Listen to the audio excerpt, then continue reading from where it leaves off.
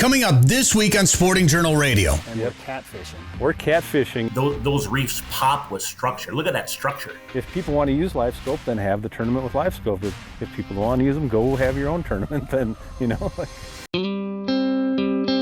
Broadcasting on the Sporting Journal Radio Network, wherever you get your podcasts, or watch on YouTube. Fish on right now. Well, we're here at the 2024 Pheasant Fest and Quail Classic, presented by OnX. Know where you stand with OnX. And our guest now is Jeremy Smith. I fish, I hunt, and always will. It's just to look out for your everyday hunter, angler, and trapper that's out there. A Fish Hunt Forever production. This is Sporting Journal Radio. That's right. Welcome to the show. I'm Bret Amundsen. Thanks for tuning in wherever you get your favorite podcasts. Maybe you're listening to a radio station. Thank you very much, radio station, for playing the show, and thank you for listening to it. Or maybe you're watching this on YouTube. That's Dan Amundsen over there. What's up, Dan? Well, we survived the massive thunderstorm that was supposed to kill us all, and right. Funny enough, it wasn't even severe. Missed us completely. Well, we got a little bit of some rain, I guess, and some... Yeah, much needed rain, because we've been so dry this spring, summer. Anyways, we're alive. We're made it. Yeah. We're happy. Yes, we are. No David this week. He's at Sturgis. Riding a motorcycle right now. Yeah, good for him. It's nice weather for it. It's raining today again. Not severe, but it's raining. Yeah. Is it raining? Oh, boy. Yeah, he's going to have a long ride back. Yeah, then, I mean, it's raining here, so I'd assume driving back from South Dakota, it'd be raining there. Probably, well, maybe it's done raining by now. I don't know. I have no idea. We're not there. I didn't even realize it was raining here. Let's speculate for 10 more minutes, and we can be done with this. Hey, part of the show, we're going to be jumping in a boat with Darren Troseth and going catfishing. It's kind of a unique catfishing opportunity in Minnesota. And when you want to talk cats in Minnesota, Darren Troseth is your guy, whether around the metro area or on the rivers or this new location. We'll tell you more about that coming up and see if we can't catch some more fish on the podcast or on the radio show coming up later. Also, Joe Henry will talk about August fishing at Lake of the Woods. He actually pulls up a map and points out some spots. Yeah, if you want to know exactly where to go to catch some walleyes, we show you. Pretty cool. Yeah, so if you're listening on the radio, you may want to watch this on YouTube. Yeah, if you're listening to the audio podcast, watch it on YouTube as well. And if you are watching this, you're going to be entered to win a sun shirt from us here at Sporting Journal Radio. We'll put a link to the contest in the comments. It's also at sportingjournalradio.com.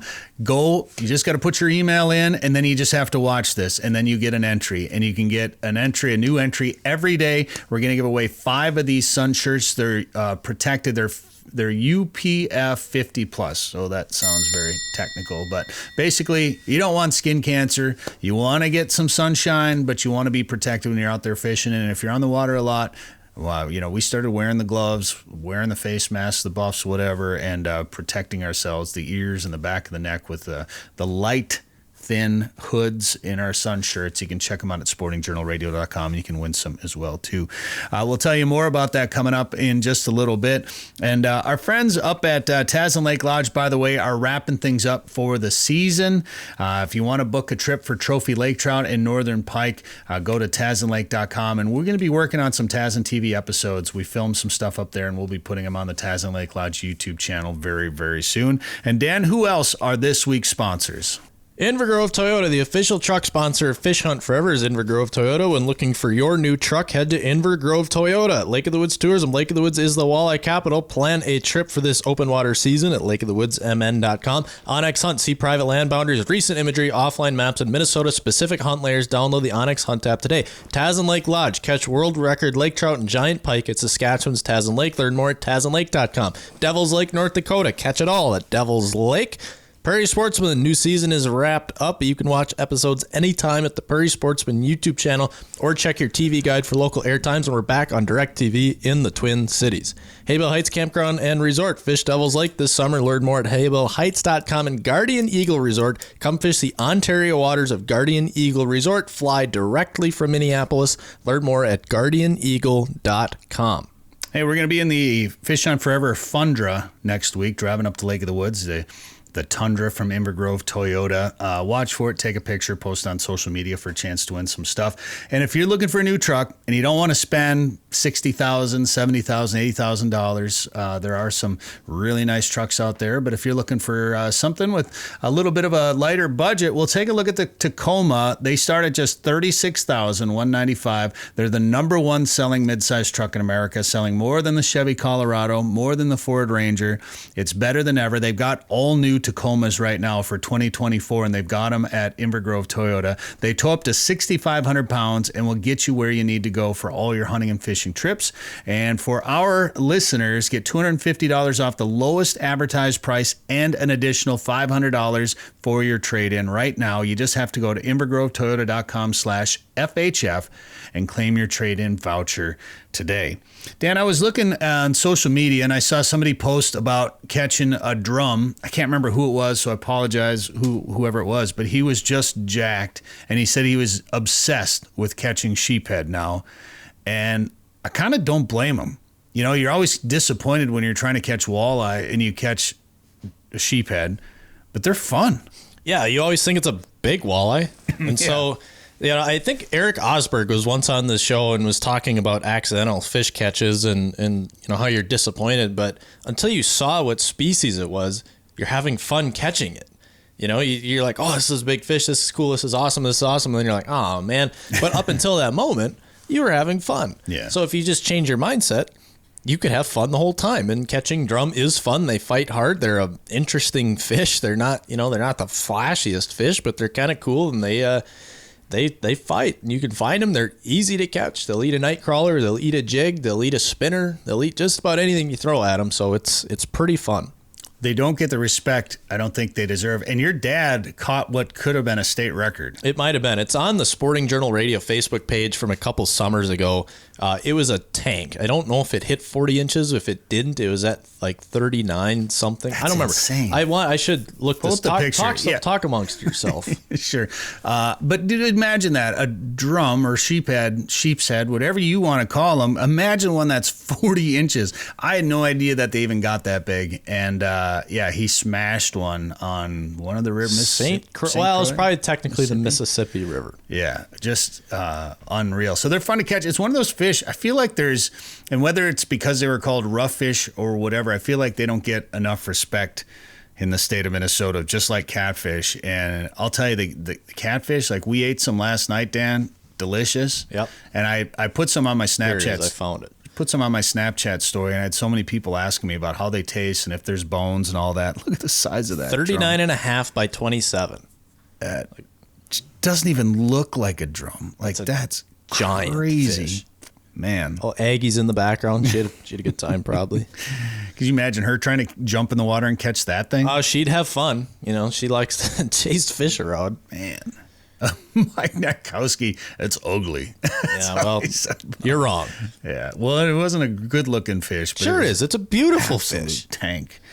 Jeez. So we're going to talk more about cats, though, by the way. And, yeah, cleaning them, they're easy to clean, they're easy to catch, and they're delicious. And we cook them up just like a walleye. And we'll talk more about cats with Darren Troseth later in the show. You know what else? Like the white bass are becoming more and more popular. I know some people go to Devil's Lake just for the white bass now. I saw they were actually just stocking them, and I think it was like the Phelan chain of lakes. Oh, sure.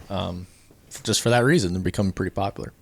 Well, and if you're looking for a world-class walleye or white bass fishing destination this summer, check out Devil's Lake, North Dakota. The walleye bite remains strong even through this time of year. Catch it all at Devil's Lake. Visit devilslakend.com to learn more and to plan your trip. Hey, you know what else doesn't get respect, Dan? Roadkill. Well, go on. Did you see this RFK Jr. story? We don't need to. I did. We don't need to tell the whole story here because we're running out of time. But basically, a story came out where he said they hit a bear, and he's like, "Well, the redneck in me wants to keep this, you know." And I suppose it was in decent shape yet, so he wanted to skin it, and then wanted to take some of the meat. So he threw it in the back of his vehicle and then went out to eat and then ran out of time to deal with it. He had to fly out the next day. So he went to a park. Central Park, right? Central Park, in and New put a York. broken bike next to it and said it was a bike accident.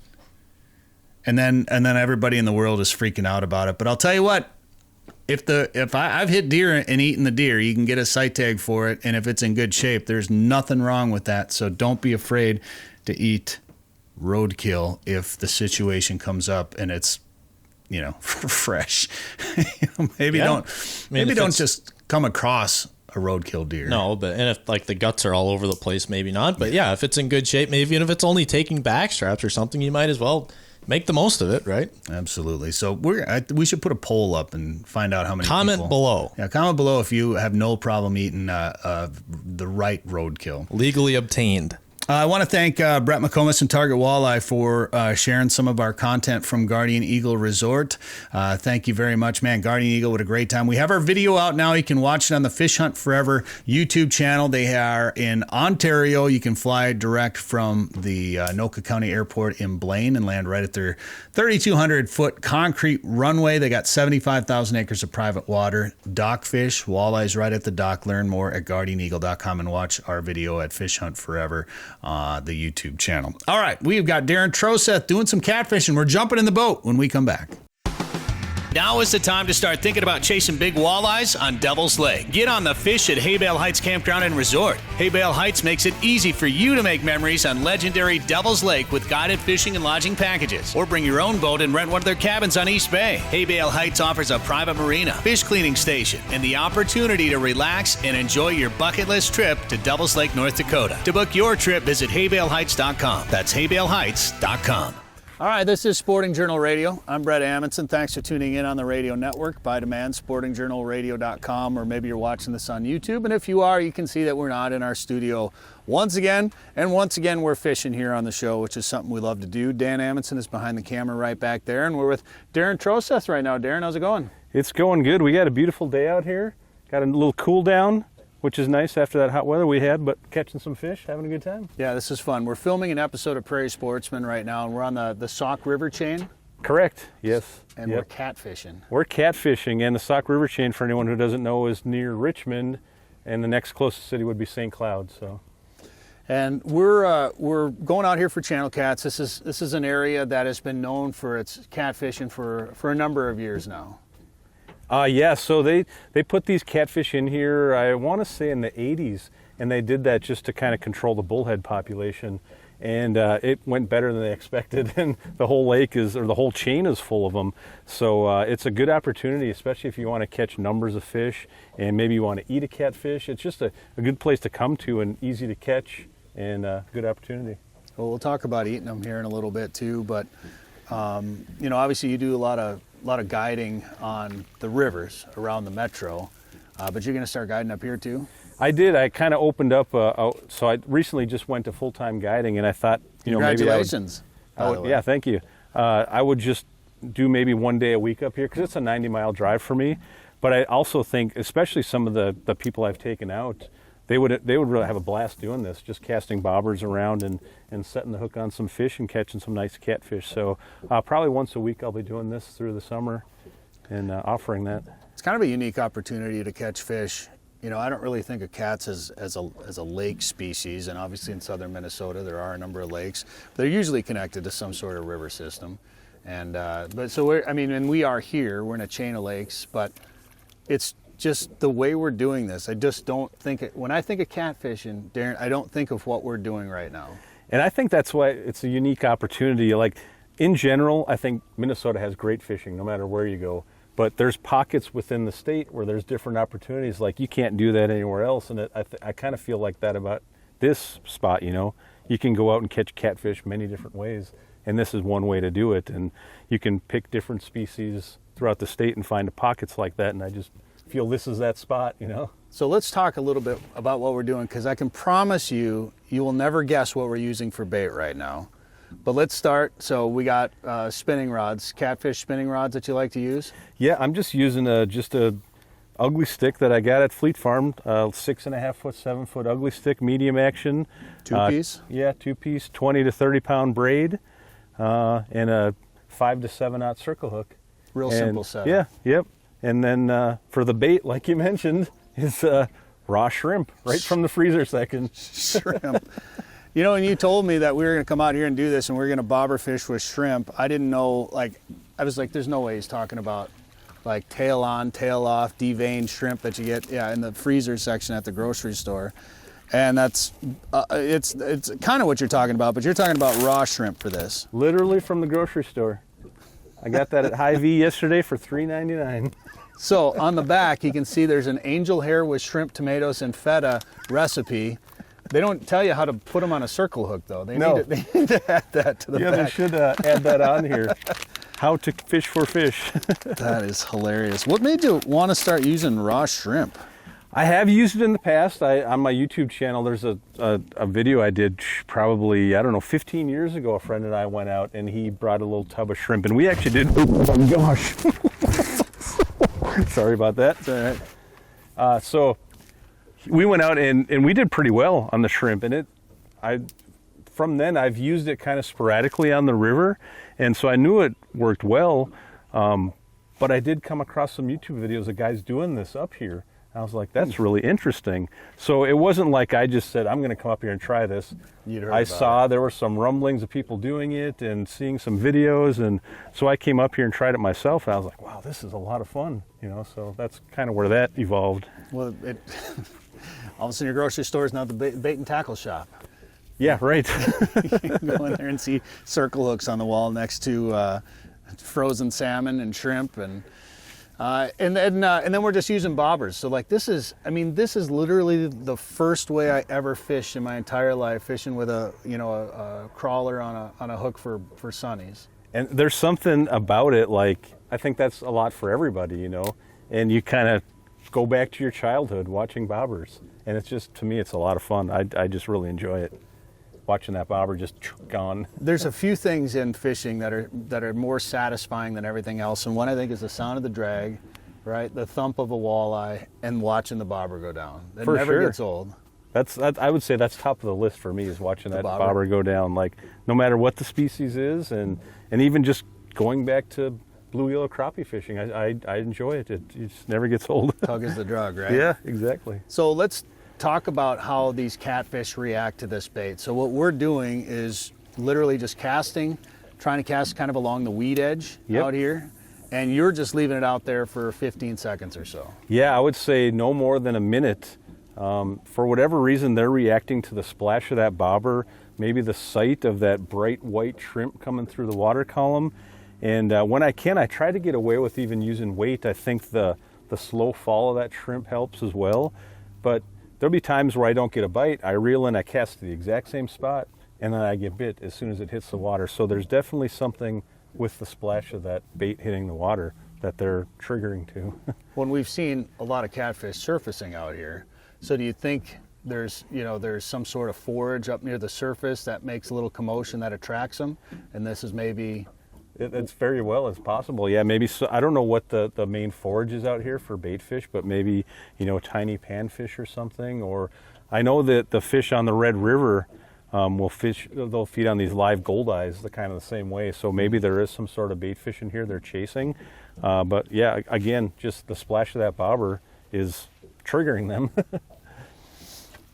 Well, and then there's one thing that you said. We saw some cormorants up in trees, and you said for whatever reason, whether it's a coincidence or not, you feel like sometimes the catfish are relating to those same areas.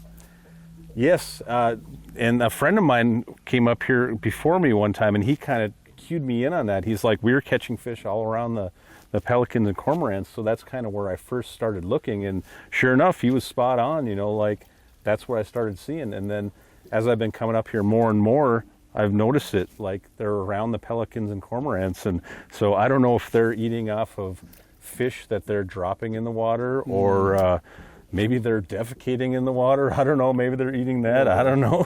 I don't know what to say about that. That's what gives the catfish fillet just that hint of something. You don't know what it is when you're eating it. There's definitely something about it, though. That's interesting. Well, I could see it, even eagles or cormies or whatever dropping some fish when they fly up. I think they're usually probably eating them and swallowing them, but maybe they are dropping something from the tree branches, or maybe it's just, again, it's that splash of the water that the catfish are sensing, feeling, or hearing, or whatever the case is, and bringing them into the area. But you're finding them in fairly shallow water too. Yeah, I mean, we're in, right now, I think we're in 6 or 7 feet. Most of the day here, we've been in, 5 or 6 feet, and casting probably into 2 to 3 feet.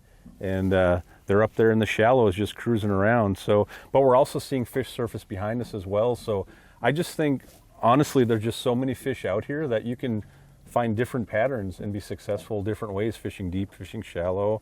It's really opportunistic, they're just all over the place. Well, maybe cats are one of those species that are a little bit harder to pattern too. They're just roamers, they're aggressive, so they're out there chasing things around, and they don't care about depth, they don't care about some of the other factors that you might look for. Right, they just want to eat. Yeah, they're more aggressive, I think, than people realize. They are. They'll everyone thinks, oh, they're just bottom feeders, they're scrounging off things off the bottom. And as you can see, obviously we're not fishing on the bottom here. They're up in the water column, they're chasing things, they're surfacing. They're pretty active, and you get pretty active in the live well. We're keeping a couple to eat too. You get on a good bite, and sometimes it can be one after another. I do think that this cold front may have just kind of slowed things down today. I mean, It was pretty cool this morning. Yeah, 55 degrees driving up here, which felt great. I loved it. We saw a flock of geese, saw a flock of woodies. I'm gearing up for fall just a little bit. And Dan, how's our time? Where are we at? 10 more minutes. Before we break? Yeah. Okay. All right, so let's talk about how things have been for you. We had you on a couple of months ago when a lot of the flooding was going on, and I want to get to that too. But this time of year, like we're into August here, kind of the front end of August. How late will you guide, and what do you see different this time of year versus earlier in the season? So for catfish, I normally will guide until September, and then I'll start doing sturgeon trips. But you can catch catfish all through October pretty much, and even up here you can catch them that late in the year as well too. But for me, that flooding in June just really changed everything. I couldn't fish at all in June, and we had historic flooding. And what I'm finding now is it really has change things I'm normally seeing out there. Some of the spots are just different, and the fish aren't where I would expect them. So I think the flooding, maybe pushed them out of there a little bit, or just changed their behavior a little bit. So it's just a matter of being out there and trying to figure out what they're doing and what they want to eat. Well, having that volatility of a river to rely on, the depth changes, the fluctuation, the traffic sometimes.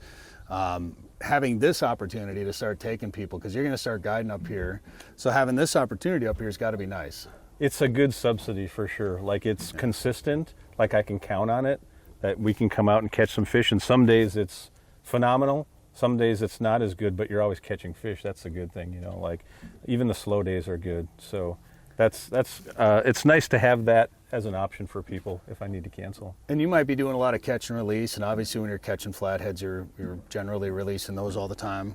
And maybe you're releasing the channels that are up here in this body of water as well. But if a client wanted to keep some, they're encouraging some take out of this lake. Oh yeah, for sure. So in fact, the DNR even doubled the bag limit on this particular body of water to try to thin the fish out a little bit. So it's another good opportunity if someone wants to eat some fish to come here, and I would for sure encourage people to take some of the smaller ones. I don't think it's necessarily good to take the bigger ones, because that's what we want in here. We want to have a trophy, class species in here that, we're up here catching 30 inches versus 20 inches. And I think this has the potential to turn into that. There's places around the region that have these trophy channel cats, and it's a destination and people are going to it, and I think this place could be that. This is a popular destination in the winter too, isn't it? Yeah, it's one of the only places I know where you can actually come and consistently catch channel cats through the ice, because there's just so many of them. We'll be sitting in a 30-foot hole, and you look at your sonar, and it's a solid 20 feet of fish. It's just, like you'd see with crappies in a big school, but it's catfish. Oh, so, that's awesome. Yeah. All right. Well, I want to talk a little bit more about your guiding business and what conditions have been like out there. Dan, just let me know when we got to take a break here on the podcast. We're good to take one?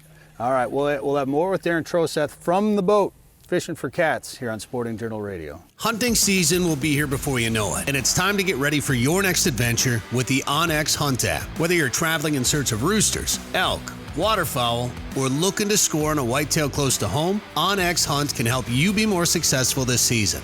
Route, plan, and navigate with private and public land boundaries, recent imagery, offline maps, and Minnesota-specific hunt layers. Download the Hunt app on the App Store or Google Play and join the millions of hunters that trust OnX Hunt.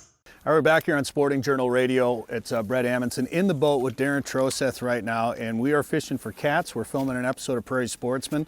And boy, it was cool and foggy this morning, 55 degrees, but it's starting to warm up now. I might have to lose this sweatshirt. Darren, when you're doing this, do you find that sunnier days like this are better? I actually have found that because, again, I think it's they're looking for that bait. It's like a sight bite thing. In fact, I would say maybe a month ago I came up here and I really wanted to try fishing this after dark because I thought it'd be really good after dark using like glow bobbers, and doing the same thing we're doing here, but just when it's dark out. And I found that it just shuts down. The sun went down and I didn't catch another fish. So I think there is something to do with the visual part of it.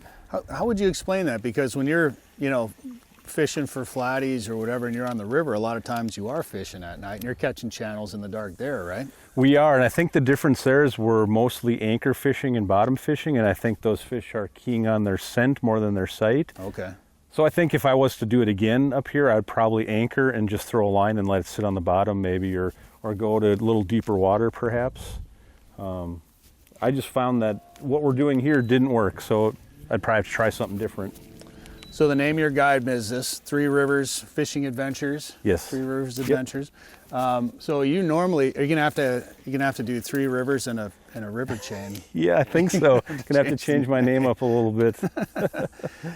So obviously you're spending time on the rivers in the metro area there, mostly. How's this? I know we touched on it a little bit earlier this year. You talked about the flooding. How's it been this year? We're catching some fish. We're having some good trips. What I've found is that the flatheads have been off a little bit, and so I think a lot of that has to do with the flooding and the spawn and how that interacted with each other. So they're cavity spawners, right? So they're up in the bank, they're in tires and trees or whatever, and you get a 20-foot rise of water. You can imagine what that might do to these fish and their nests. Feet. That's insane. It really has made me scratch my head a little bit, I guess I would say. Like, still trying to figure out where exactly they might be. And I know friends of mine are also having a hard time as well. It's just, it's not the normal flathead we'd be seeing. Do you think that flooding had an impact on populations, or do you think it just moved them? I think it's more of a behavior thing. They're pretty smart. They'll find their way. They're for sure. Some of them probably got trapped in some backwaters that they can't get out of. But I don't think that is a huge concern, like the population took a hit or anything. It's mostly a behavioral thing, I think, and just moving to different spots. Do you want to get into the shallow water? Yeah, sorry. I'll pull that out.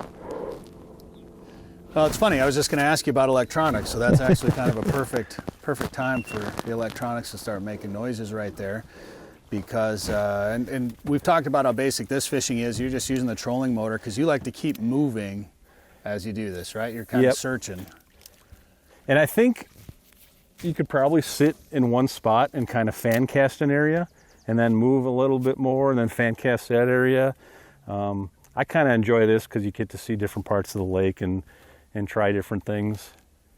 So, like, I think we could probably hit spot lock right here and just sit here and fish here for a while and probably catch one. But I like to find active fish, move around this little island we're at here. And you find them in bunches or isolated? I do find them in bunches, and you probably saw that earlier. We were catching fish. We'd catch one or two or three and then nothing. Then we'd move and catch, a couple more. So they kind of do seem to be in little schools maybe. And how big of a role do electronics play for you? Out here, not so much. It's all visual for me. I'm just looking for structure and weeds. So you're telling me that Livescope isn't ruining all the catfishing out here? It's funny you mention that because I have a Livescope down here on the floor of the boat here, and And I tried it actually one time out here, and I thought maybe I could, snipe these individual fish a little bit. And with all these standing weeds in front of us and stuff, it was hard to pick out the fish in between the weeds and cast to them. I think if I spent a lot of time messing with it, I could probably figure it out and maybe catch a few more, but I don't think it's needed. Yeah, well, there's so many opportunities out there where you don't need one. Sometimes it makes it more fun if you have, I think if you're fishing a little deeper or fishing a little bit more vertical, it's fun casting at fish in forward mode too. But so what do you think about, do you want to weigh in on the forward facing sonar discussion that's happening right now? The way I look at it is like, if you like using it, use it. If you don't like use it, don't use it. It's like, to me, it's people are out here to have fun and enjoy themselves and, get away from the real world. And if that's your thing, if you want to use it, then use it. I don't know. I don't have a hard, stance on it either way, I guess. It's like all technology. I honestly think like mapping could be even more detrimental than Livescope. People didn't know about these reefs and humps and sunken trees, and now everyone knows exactly where they are. Yeah, the technology, I mean, where do you draw the line? Because you're exactly right, being able to mark a sunken island or an underwater hump or something that you didn't know was there before. You were dragging around a rock on a brick, back in the day, or lining up between points. And it's funny, even in recent years, I know I fished a place where we used to just troll lines, from that point to that point, or that deadfall to this point, or whatever.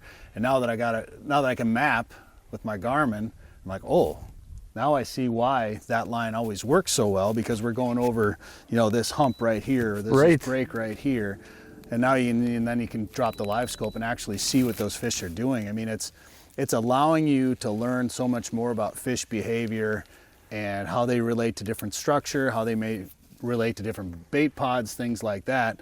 And I've said this a million times on this show, it's not a magic fish catcher. It's not going to catch the fish for you. You still have to catch them.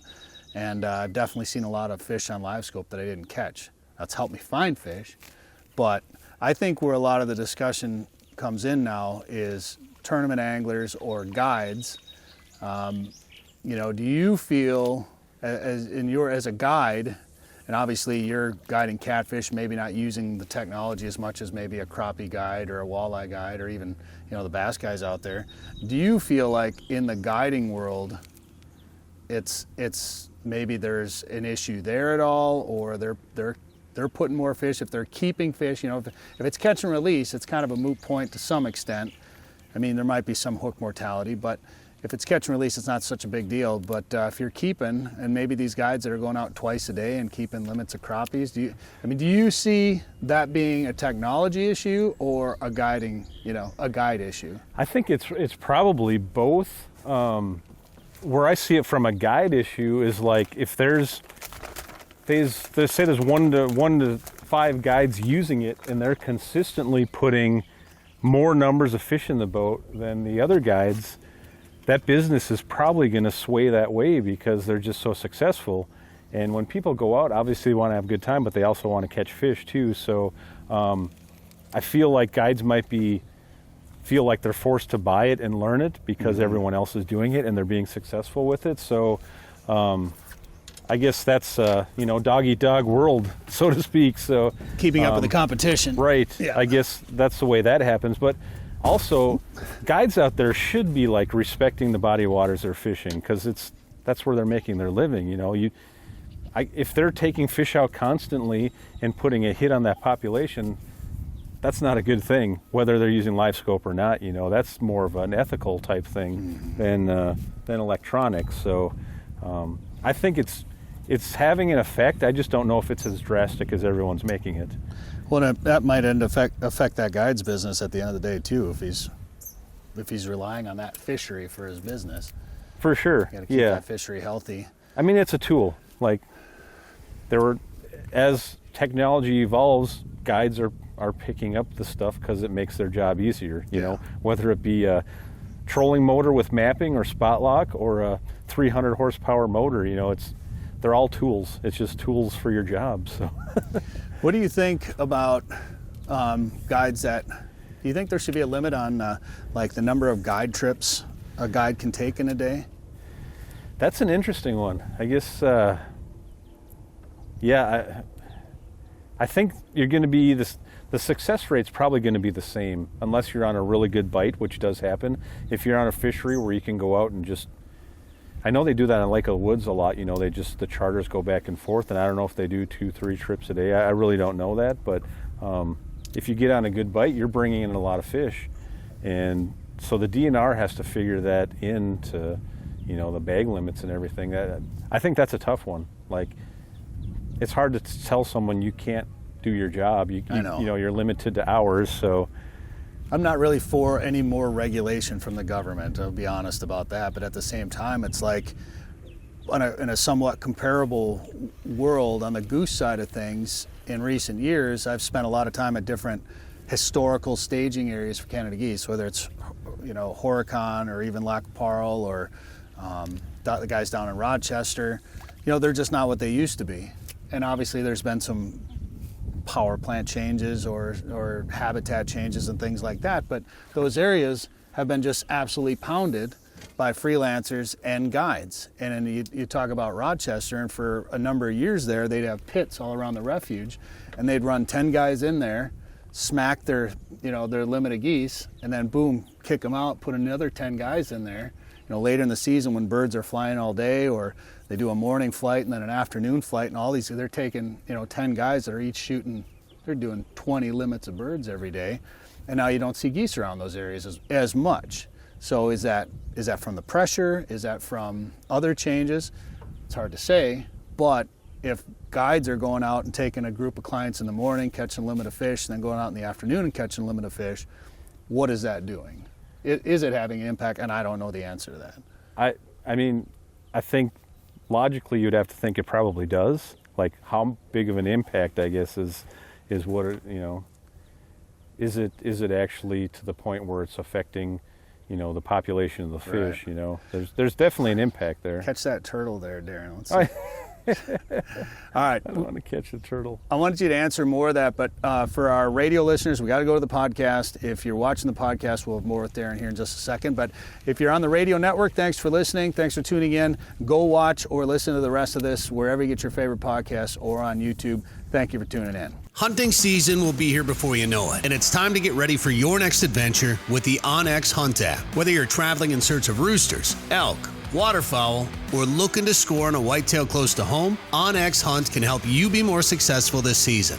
Route, plan, and navigate with private and public land boundaries, recent imagery, offline maps, and Minnesota-specific hunt layers. Download the Hunt app on the App Store or Google Play and join the millions of hunters that trust OnX Hunt. So, in Minnesota, I think historically has managed their fisheries in conservative ways in some areas, maybe not as conservative in others, and they change, like this body of water. If they have an overabundance of a species, they'll change a regulation to come in and try to balance things out.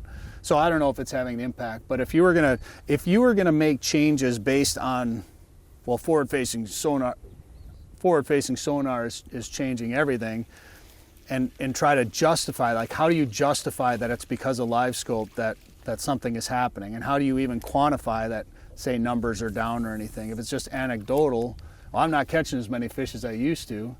Well, is that because someone's using Livescope now, or is that other things? And then do you to me, and I think the Minnesota DNR, from the conversations I've had, are in the thinking that they can regulate it with limits and size restrictions more than they can regulate technology. Honestly, I think it's hard to put a grasp on how influential Mother Nature is. Like, right. I've been fishing for, 30, 40 years, and you just come across years like that where it's like, what happened? Fishing's bad, and then all of a sudden fishing's good, fishing's bad again. And I think it has to do with more than, it's more Mother Nature than it is, human beings creating that, just the spawning and, if they had a successful spawn, or if there's fish in there eating the fry and the fingerlings, it's all a balance. And obviously we have an impact, but there's times on lakes where you have a bad spawning class, and then the fishing's terrible, and then you just go blaming things, like Livescope. So again, it's going to be hard to quantify that. Is it actually changing the population or the fishing? And hopefully the DNR can try to figure that out as far as doing their test nets and trapping and everything, and get some good data. Well, they're just trying to do what's best for the fishery. I don't agree with everything the DNR does, of course, but I think, and especially right now, and granted, I'm close to it because I'm part of this technology work group with the DNR that's talking about Livescope and other electronics and the usage out there. And they also understand the benefits of using a tool like that, because it allows, not only does it allow us to learn about fish, but it's allowing the DNR to learn about fish and behavior and population estimates and things like that. So the DNR is utilizing the tool now as part of their research. So I don't know. I think it's so much fun to use, and I don't know how you go backwards with it right now. And maybe tournaments, maybe you'll see a change where some tournaments, I know there's been at least the one tournament we've talked about on the show on Osakis, where I think Livescope was a factor in some of the decisions that they made, but I don't know. It's pretty interesting. We talked about Aaron Weeb's new video a little bit, and he brought up how everyone now is talking about all these young kids are out there using the video game technology, and how these old timers, they learned by years on the water and things like that, and maybe it's shortened up that learning curve a little bit. But at the same time, as Aaron pointed out, there were a bunch of young guys winning tournaments like Van Dam back when they were in their early 20s. So are there more young guys having success, or is it just being pointed out and the older guys are looking for something to blame? It's all cyclical. Like you say, so back then there were young guys winning it. There's young guys winning it now. It all comes down to the tools available and how you use them, and learning to use those tools. That you're not going to get away from it. There's going to be something coming along different. Yeah. And when it comes to tournaments, it should be based on the people that want to fish those tournaments. If the people want to use Livescope, then that should be what they do in that tournament. You can have kayak tournaments, you can have fly fishing tournaments, you can have whatever tournaments you want, and ban whatever you want. There should, if people want to use Livescope, then have the tournament with Livescope. If people don't want to use them, go have your own tournament. Then that's the way I see it. It shouldn't be there shouldn't be any restrictions. It should be a democracy, and people should do, the tournaments however they want to do them. Majority rules, so to speak. That, and when it comes to managing the fisheries, the DNR obviously has a biological concern for the fishery and the resources, but at the end of the day, they're also managing these lakes for anglers and how anglers want to use them. So they are looking out for what the majority of the people want, thankfully, which I think is a good thing. And as much as technology advances, Darren, we're using some of the simplest fishing tools out there right now to catch these fish. Exactly. I don't know, you're not going to stop technology. It's just not going to stop. So they're going to have to figure something out. And like you say, maybe some tournaments will go ahead and take Livescope off if they want. And if that becomes popular, then guess what? There goes Livescope. It's going to get pushed to the side. But people are still going to want to use it. And if guides are being more successful and people are catching the fish they want to catch, then I don't see it going away unless there's a complete, ban on it. And I would hate to see that, because, again, where do you draw the line? Yeah. Is my spot lock going to get banned now? Yeah. No mapping. No GPS. Exactly. Yeah. So bamboo poles. Yeah. So speaking of tournaments, and we'll get ready to wrap this show up so we can get back to filming for Prairie Sportsman here, but are you still running tournaments then with the fish donkey stuff? Yeah, I do a few a year. I do have an on the water one coming up here. We're over on Pool 2 of the Mississippi, and there's I have roughly 40 boats fishing in that one, and that's coming up in the end of August, so that should be fun. That one got delayed because we were supposed to have it in June, but there was no traffic allowed on the river at that time, so they totally shut the river down. So yeah, I'm doing that, and also doing a season-long fish donkey thing it's called King of the Cats, and there's been some really nice fish caught on that one too. So, and sturgeon coming up in the fall. Yeah, I'm always running a few contests out there in the background. Well, if people want to jump in a boat yet this summer, can they do it? They can, and as I mentioned, I went full-time here recently, so that allowed me to open up a a few more dates. So if you go to my website and click on the book a trip, there's a calendar and there's some days open. People can come up and do this. They'll see what we're doing here, and maybe that might, get their attention. Or maybe they're in the area and they don't want to come down to the metro area. They're somewhere here and they just want to catch catfish around here. All right, and then you'll continue to go fall sturgeon and then winter sturgeon too. Yeah, I do the sturgeon through the ice out on there on the St. Croix. In fact, you guys were out with me for that one show. Yeah, we filmed the Prairie Sportsman episode. And last year was tough. We had bad ice last year, so I'm hoping for a little better ice this year. I don't know why you would ice fish sturgeon, Darren, and especially on the St. Croix. I don't think there's any big fish or state records that you've caught there in the past. All right, well, give us your website and how people should reach you. It's Three Rivers Fishing Adventures. That's with the number 3. And check me out on Facebook, YouTube. I have all the stuff, and I'm pretty active on there. I'm sharing pictures and videos and tips. I'm pretty transparent about things, tell people where I go, how I use, and catch some fish, I guess. All right, Darren Troseth, thanks for the time today on the show. Thank you. Appreciate it. If you want to catch a big walleye, go where the big walleyes are. Lake of the Woods is the walleye capital of the world, with a variety of resorts and lodging facilities offering full-service fishing. Lake of the Woods is also home to sturgeon, sauger, perch, trophy pike, muskie, smallmouth bass, burbot, and more. Plan your trip to Lake of the Woods today. Go to lakeofthewoodsmn.com. That's lakeofthewoodsmn.com. All right, this is Sporting Journal Radio. Thanks for tuning in on the network by demand or watching this on YouTube. I'm Brett Amundsen with Dan Amundsen right there. And Joe Henry joins us now from Lake of the Woods Tourism. Joe, what's happening? Hey, Brett, I'm doing well, buddy. How are you? Good, and we're excited. We're finally, I know we've been talking about it for the last couple of months, but we're finally about to come up to Lake of the Woods next week. We're going to be up there pretty much all week. And Joe, we're going to be up at the Angle. We're going to be down at the South End. We're going to be there during the Warrior Tournament. Like, it's going to be a good time up there next week. But you're doing a lot of stuff, and you're seeing a lot of the lake, and that's part of the fun. I think you're heading up to the Angle first. And I think that you're going to be doing some exploration up there with Joe Lauren of Lighthouse Boat Tours.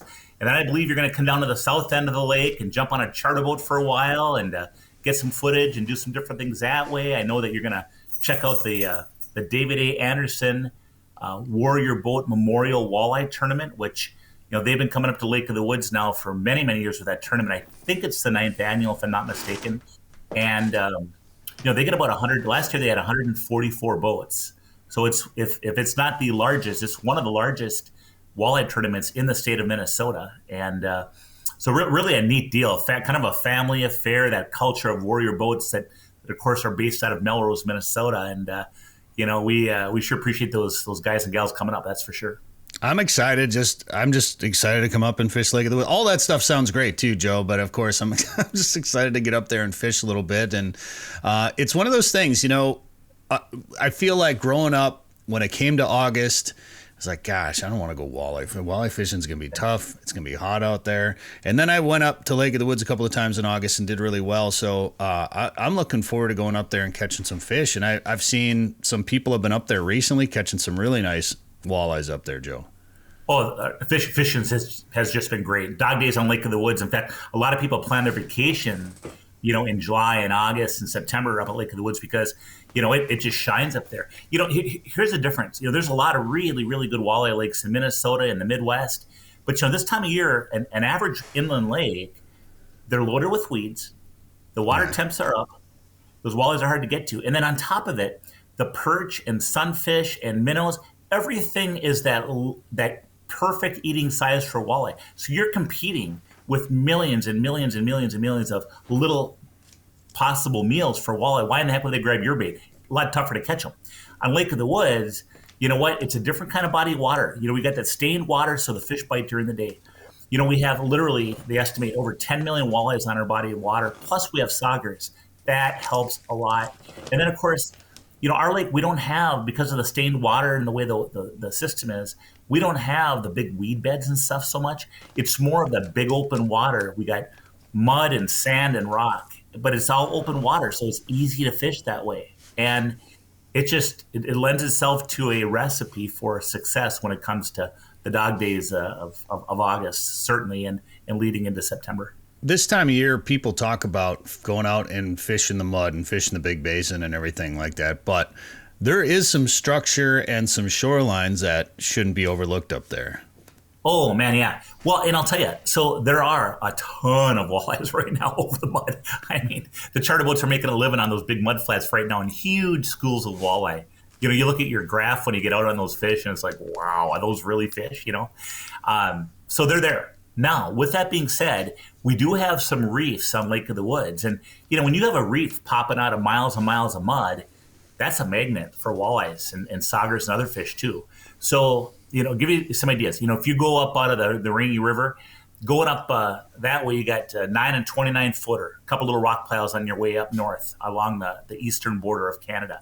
As you're heading up in a little further, you have Knight and Bridges Islands. Now, there's some reefs just out from Knight and Bridges Islands that when you zoom in on that, Danny, I'll tell you what, those reefs pop with structure. Look at that structure. And there's a whole bunch of different rock piles out there that you can fish. Now, here's a kicker. When you fish those rock piles, sometimes those fish will be laying on top. Sometimes those fish are on the edges.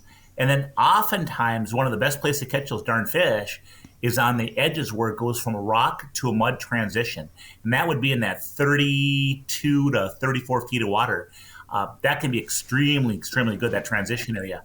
Now, those walleyes will also, they might be relating to that rock, but they might be out in the mud flat. So they might be close to the rock, but just out from it a ways. But it's still kind of a magnet. Another good spot to go on Lake of the Woods where there's rock, you know, Garden Island. Garden Island has that shoal called Starine Shoal. Most people call it Starine Shoal, but it's Starine Shoal that comes off the south end of Garden Island. And going out from that, you know, there's shallow rock up there, but then there's also deep rock that goes out from that. And then, of course, going to the west a little bit, you have what's called West Bar, that opening on the west side of Garden Island there, Danny.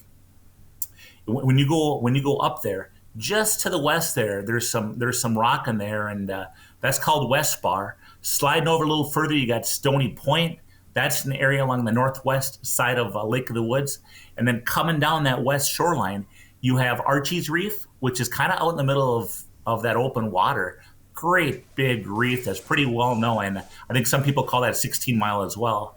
And then you come down, and then you got the whole Arneson's Rocky Point, Long Point area. And that's known to have a whole bunch of reefs sticking out from shore there. You know, they don't look like much on that map, Danny, but zoom in on a couple of those reefs and watch those reefs pop as you get close to them. That's what you want to do, you guys. If you see that stuff on a map, you really need to zoom in to see what it's all about. But look at that structure. Now, can you imagine pulling spinners over that? Or ranking up on an inside and jigging, you know, or even just pulling cranks in the mud on the outside of that thing. And those reefs are all over the place out there. So, those reefs can always hold fish. It just depends upon you got to check them out, right? But they're always magnets. There's always fish around those reefs. So, yep, you got the open mud, no man's land. And then, of course, you have those reefs, too. And those are obviously magnets for fish. But that's kind of the neat thing. And I should tell you, too, there's a whole bunch of structure along that south shore. Danny, if you show that area between Morris Point and Zipple Bay as an example, that area between Morris Point and Zipple Bay, there's different reefs and stuff coming from shore that are little small reefs. And so zoom in on that once. Just zoom in, like right there. Yep. Now look at that. Look at that spot. That hardly gets fished by charter boats. And I mean, if you have a small boat, holy smokes, look at that structure. Some of that's untouched. I know people that'll pull crankbaits on the inside part of that, in that 8 to 10 feet of water inside where it turns into sand along shore, especially in the evenings. And they'll, regardless of what all the walleyes are doing in that body of water, there can always be a bite, that shoreline bite, just like in the winter. In the winter, you might be out fishing that deep mud during the day, but in the mornings or evenings, if you're fishing on your own, you might slide up into that 10 to 15 feet of water along shore, anywhere along that south shore, or at the angle. And there could be a morning, evening bite of walleyes, because some of those fish always slide into feed towards evening. But that's what makes Lake of the Woods so much fun. You don't have to be doing what everybody else is doing. You can be out in that deep mud pounding fish, but there's so many spots to fish. Also makes it nice if you need to play the wind, if there's a real strong south breeze, you want to hug that south shoreline, if you need to go west because there's a strong breeze. And of course, 42 miles of navigable rainy river to there's always structure in the river. Same kind of thing. You got sand, you got mud, and you have the different rock areas in the river too. So lots to fish, put it that way, a lot of areas. Yeah, and it's, you shouldn't be afraid to fish some of that shallower water. We've noticed, especially, the old thinking of you got to go deep on a hot summer day. That's not necessarily the case. You make up a really good point. On Lake of the Woods, the water is stained. For listeners that don't know what stained water is, the tannins from south of Lake of the Woods, where the watershed that drains into Lake of the Woods is, the tannins from all the bogs, they naturally stain that water, kind of a light coffee color or a tea color. So the water is clean. It's very clean water, but it's got that stain to it, that tint. Well, consequently, the walleyes eat during the day. I mean, I cannot tell you the number of times in tournaments and stuff that I've gone on a 6-foot rock pile in the middle of a sunny day on Lake of the Woods and pulled spinners and whacked nice walleyes. I have no problem going in shallow water, on Lake of the Woods because of that stained water. And those fish will be up there eating and, whatever else. Don't be afraid one bit to try the shallows. 100%. Yeah. So are you're guaranteeing us some 30 inches next week, right? That's what you said. I think, I don't guarantee nothing because I can't affect your ability. No. Oh yeah, I'm screwed. Yeah. No.